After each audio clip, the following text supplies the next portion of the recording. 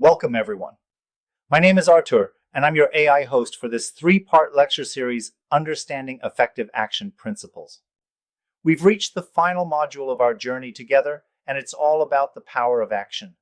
Up until now, we've focused on the crucial inner work, cultivating powerful thought, crafting a compelling vision, and igniting your passion.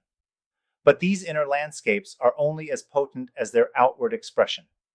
This module is about translating that mental energy into tangible, real-world results. Think of this module as the bridge between your inner potential and your outer achievements.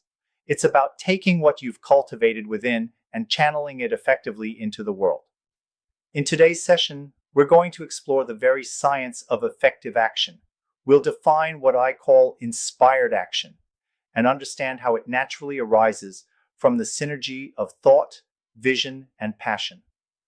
We'll also learn a critical skill, how to distinguish between mere activity and truly effective action that drives you towards your goals. Let's begin by understanding action as the natural culmination of the four powers we've explored throughout this course. Think back to our earlier sessions. We discussed how the power of thought provides the initial spark, the clarity of direction for what you want to achieve. The power of vision then takes that spark and paints a vivid, compelling picture of the future you're striving for to your subconscious mind. And finally, the power of passion ignites the internal fire, providing the energy and motivation to move forward. Action is the resultant fourth power, a natural outflow of these three powerful forces working in harmony. When your thoughts are clear, your vision is compelling, and your passion is ignited, action becomes less of a struggle and more of an inspired movement. It's in this domain of action that your potential truly gets realized. It's where your ideas take form, your vision starts to materialize, and your passion translates into tangible results. Without action, even the most brilliant thoughts, the most inspiring visions, and the most fervent passions remain just that, potential, waiting to be unleashed. Now, let's dive deeper into the relationship between thought, vision, passion, and results.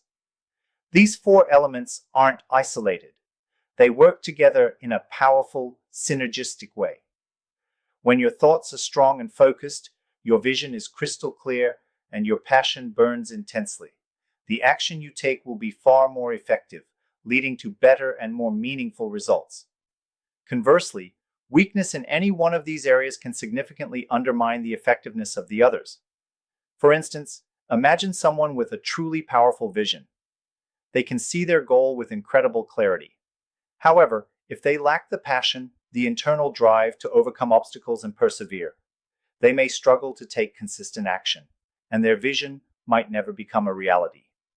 Similarly, someone might be brimming with passion, full of energy and enthusiasm. But if their vision is unclear, if they don't have a specific target to aim for, their actions might be scattered and unproductive, like a powerful engine running without a direction. And of course, unclear or negative thinking can sabotage even the most compelling vision and the strongest passion, leading to hesitant or misdirected action. The key takeaway here is that these four powers are interconnected.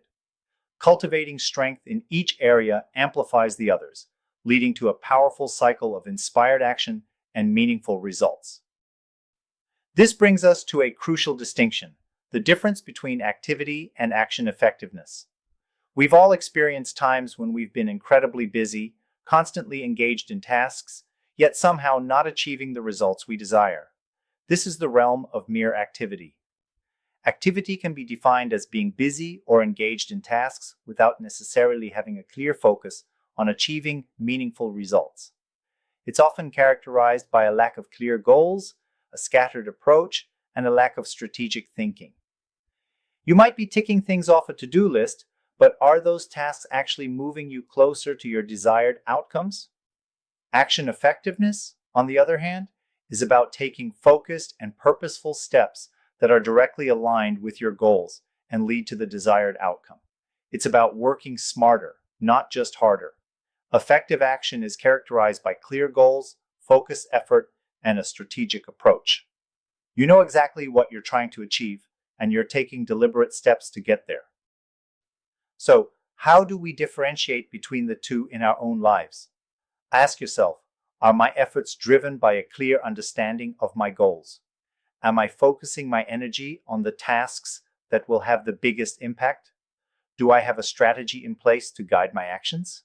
If the answer to these questions is no, you might be engaging in more activity than effective action. To truly measure action effectiveness, we need to move beyond simply counting tasks completed. The key is to focus on results. This involves several steps.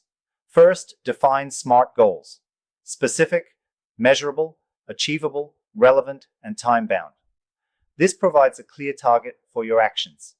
Second, track your progress towards those goals. Regularly monitor how your actions are moving you closer to your desired outcome. Finally, evaluate the results of your actions in terms of their actual impact on your goals. Did your efforts produce the intended results? If not, it's time to reevaluate your strategy. For our activity today, I want you to analyze your own actions in a recent project or endeavor. Think honestly about the time you spent. Can you distinguish between periods of mere activity, when you were busy but perhaps not truly effective, and periods of focused, effective action that directly contributed to the outcome? Identify specific examples. Then, based on this analysis, brainstorm ways you can make your actions more effective in the future, focusing on clarity of goals, strategic effort, and results-oriented thinking. To wrap up this session, remember these crucial points.